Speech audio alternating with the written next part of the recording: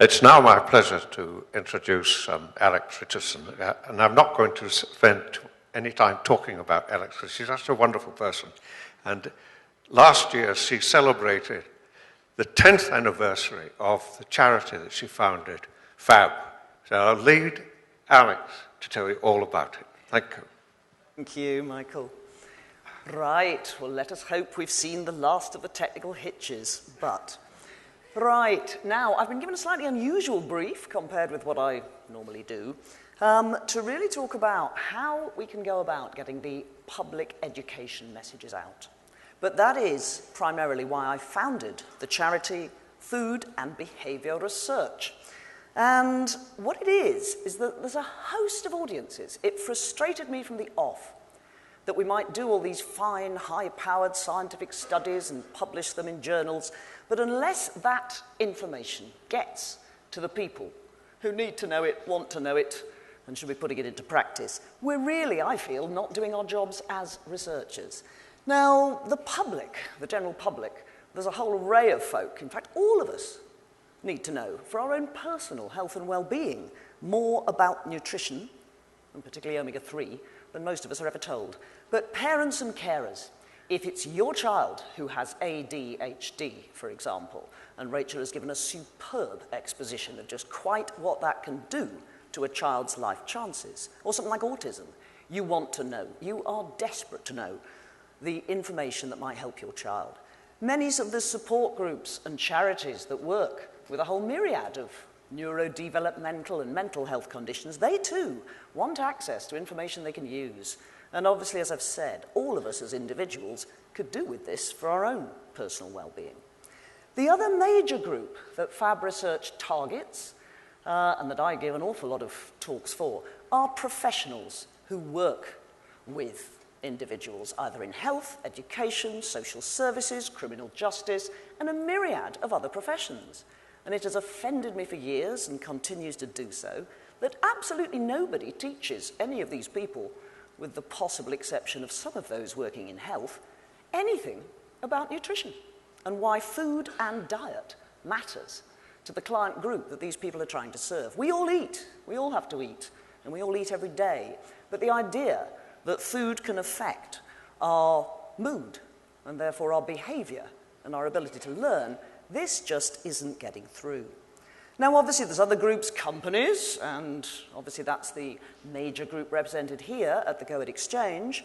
And as for policymakers, well, I take my hat off, Joe, to the work you have been doing, but I have to say I couldn't do it. I haven't got the patience.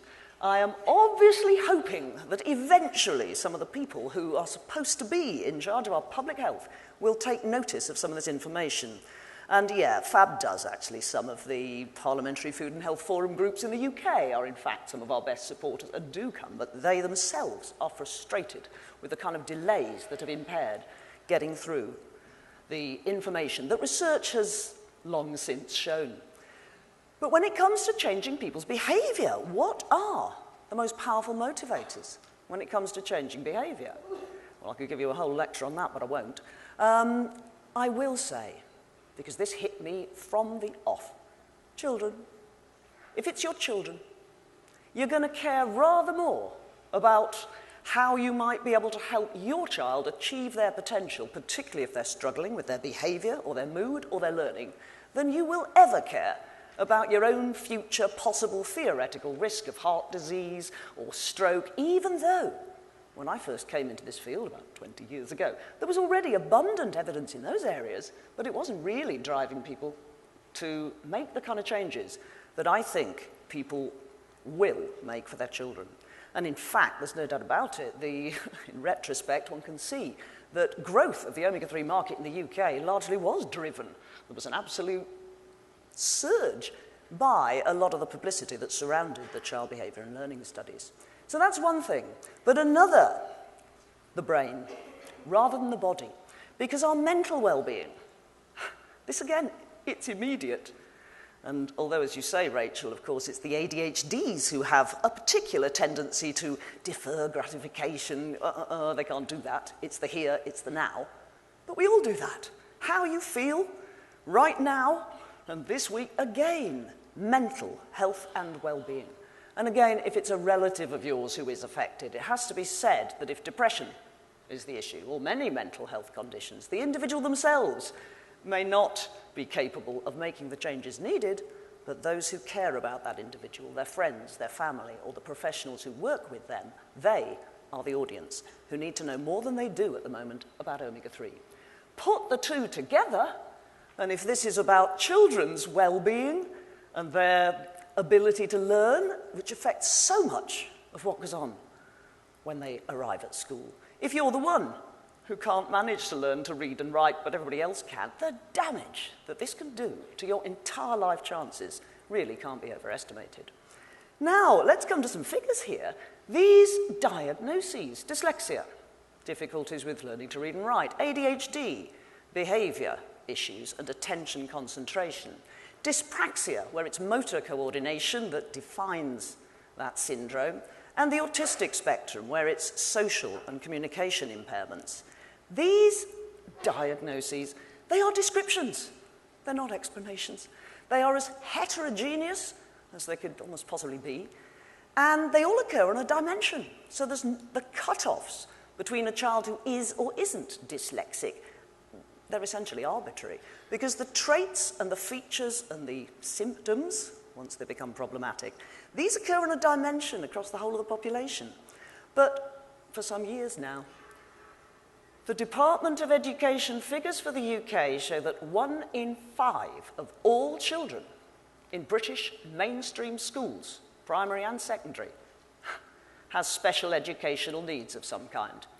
They don't get any extra resources, of course, most of them, but at school action level, the school's supposed to do something about this, with no resources, no knowledge. That is a huge proportion of individuals where this is already causing functional impairment. And then we have the same issue with a whole array of adult mental health conditions they're usually thought of as, but anxiety, depression, schizophrenia, bipolar, these, again, remarkably common. I'll give you some figures in a minute. But we have the same issues. These are descriptions, not explanations. They are all multifactorial, multiple, varied contributory factors, and they all occur on a dimension. So we've got some issues here. And another thing that most folk really don't know, or if they do, don't really appreciate, this is costing more, just in pure cold money terms. Let's leave aside the human misery, suffering, and that is monstrous, than physical health disorders. In the UK, £77 billion a year, when the government finally answered Michael's question, was the cost of mental health disorders, rising to £105 billion 3 years later. We can't afford this. And a very impressive, very thorough paper that was published in 2010. Hard to believe, but more than 1 in 3 of the entire European population in a given year has got a diagnosable, fully developed mental or neurological disorder. Now, you might think that's diagnostic inflation gone mad. However, look at the breakdown. Anxiety disorders, 14%. Insomnia and depression, about 7% each. ADHD, a quite conservative 5%. And I want to emphasize, they were not saying, by any means, that all of these people were being identified or had sought help. Far from it. These were figures compiled from a very wide range of data, and I think they are plausible, quite frankly. So let's now think about the groups who need to know more than they do at the moment about the importance of omega-3. Mothers-to-be have to be the single most important group, because it is all about the nutrition of the mother. And as you've heard, again, Rachel's given a very elegant run-through of the importance of omega-3 in early development.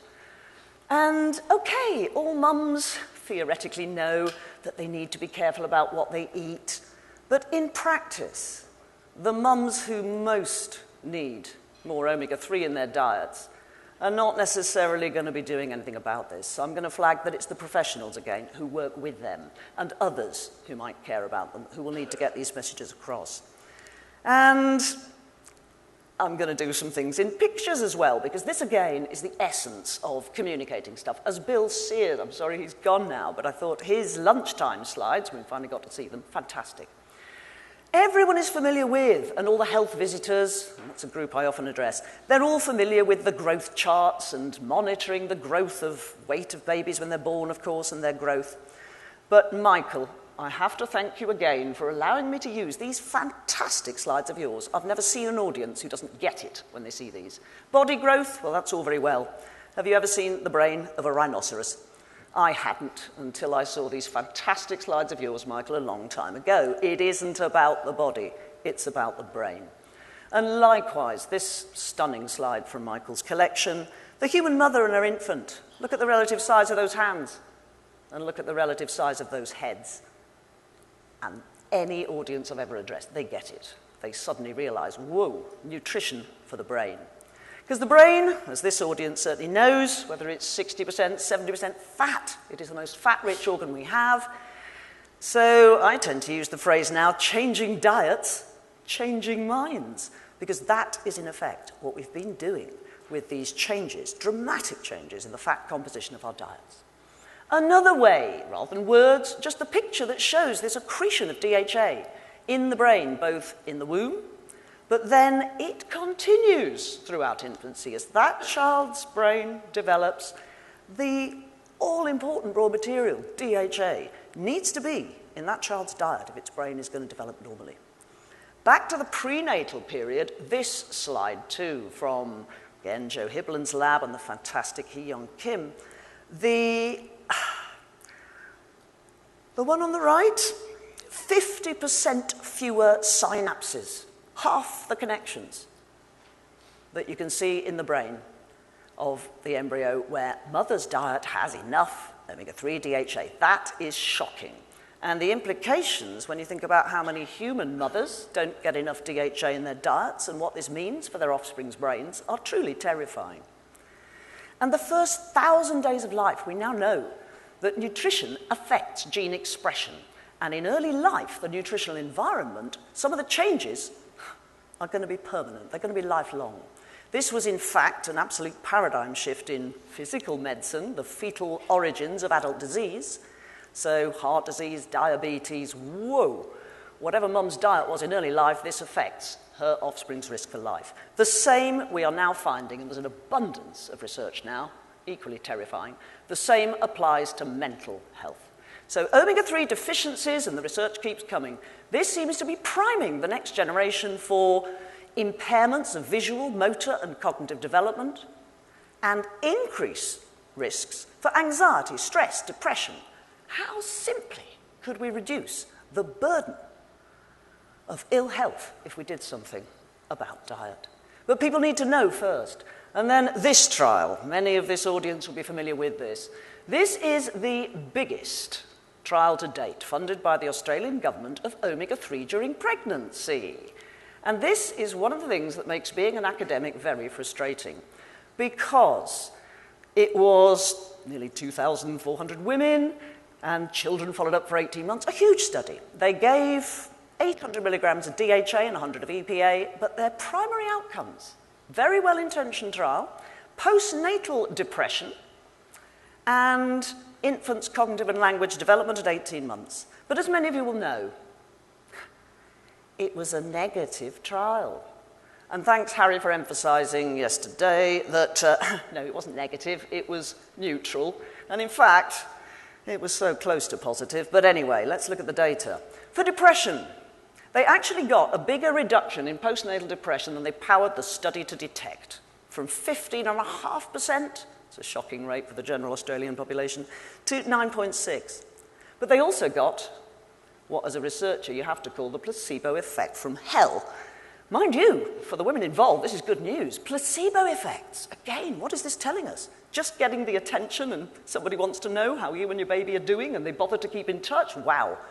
That tells us something about what we should be providing rather more of.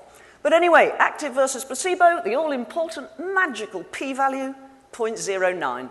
Didn't work then, did it? Now, as academics, we all know you've got to draw that, and it's quite true. Didn't reach the magic p05. This I found even more distressing, given the area I work in. They went and chose as their primary outcome average cognitive development of the infants at 18 months. I do think it's asking a bit much to shift the whole bell curve. Makes little sense to me, really. Bringing up the tail end, well, that was their secondary measure. How many children were developmentally delayed at 18 months? And you'll have read the numbers already. They brought this down from nearly 7 in every 100 children to under 3. So let's extrapolate. 4 children in every 100 in the general Australian population could be saved from developmental delay at 18 months. Well, I know, and Rachel knows, and anybody who works in this field knows, that is where you're going to find all the children with the ADHD, the dyslexia, the dyspraxia. Oh, for goodness sake. No, negative trial. Hee-haw. Other outcomes that were secondary simply confirmed a lot of things that are known already. How about a 50% reduction in early preterm birth, a 35% reduction in low birth weight, which we know to be associated with higher risks of a whole array of physical and mental health disorders? Well, they're secondary, aren't they? But anyway, back to my theme, public education. What I find is, all you have to do is to show the people who want to know, like the parents and the professionals, the real data, and they get it. Academia and its conventions, which I do understand, of course I do, why we have those. But anyway, get the message across, show people the data and explain what it means. Now with children, as I've said, my entry point to this, I'd already been working for 5 or 6 years doing research on the top groups in the world in Oxford on visual contributions to dyslexia and related conditions, including ADHD, schizophrenia. So that was my entry point to the omega-3. Once I realized what a huge literature there was on omega-3 and vision, you can't build a visual system without omega-3 DHA. It should be a third to the half of your retina. I thought it was worth looking into this.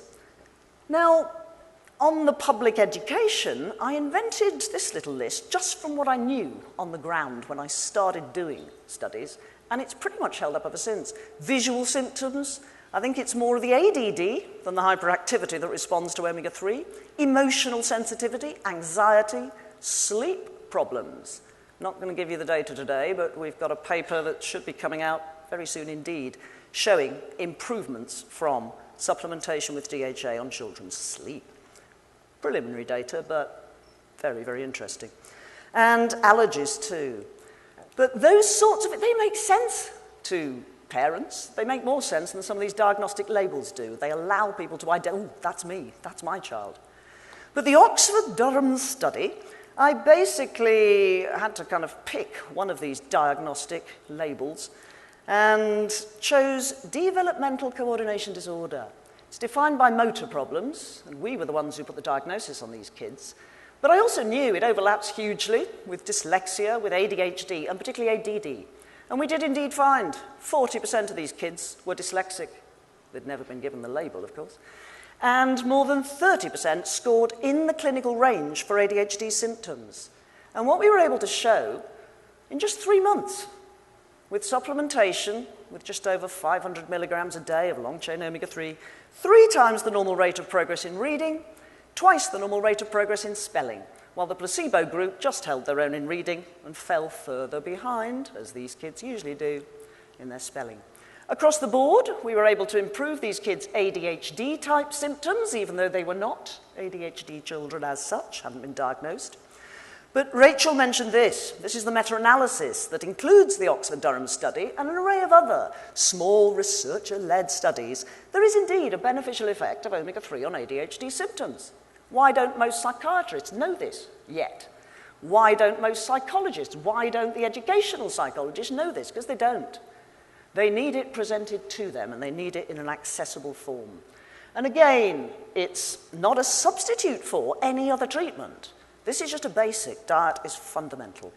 We then moved on to look at the general school population and our DOLAB studies, the DHA Oxford Learning and Behaviour Studies. We published the treatment trial element of this before we actually published the screening stage. But I'm really proud of this, and I want to thank DSM for making the funds available and the techniques for analysing blood fatty acids using fingerstick samples.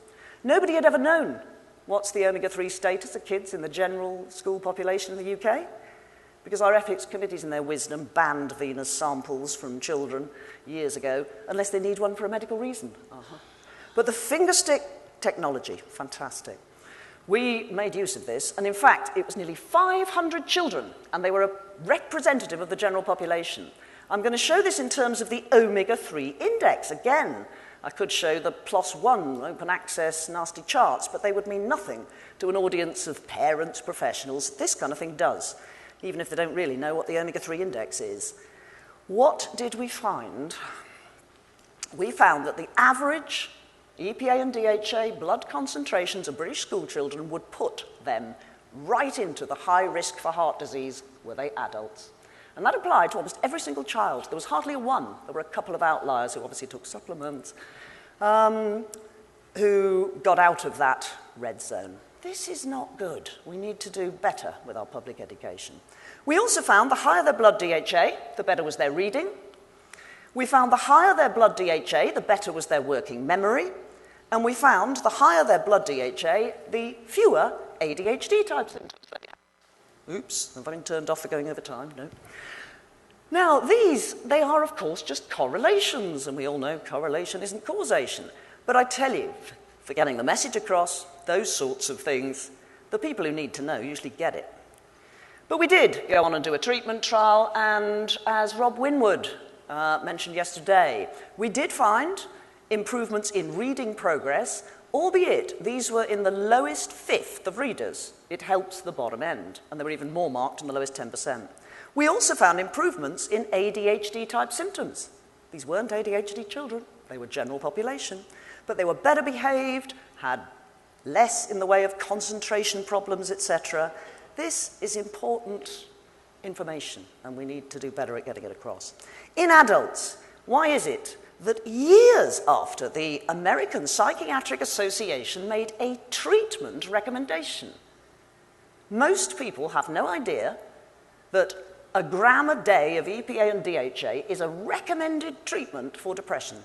It is, again, an add-on, not a substitute for standard treatment. But this information is just not being disseminated, and it needs to be. And in fact, I gather there is another meta-analysis on the way. It's now more than, is it 56, Joe? Randomized, double-blind, placebo-controlled trials of omega-3 for depression.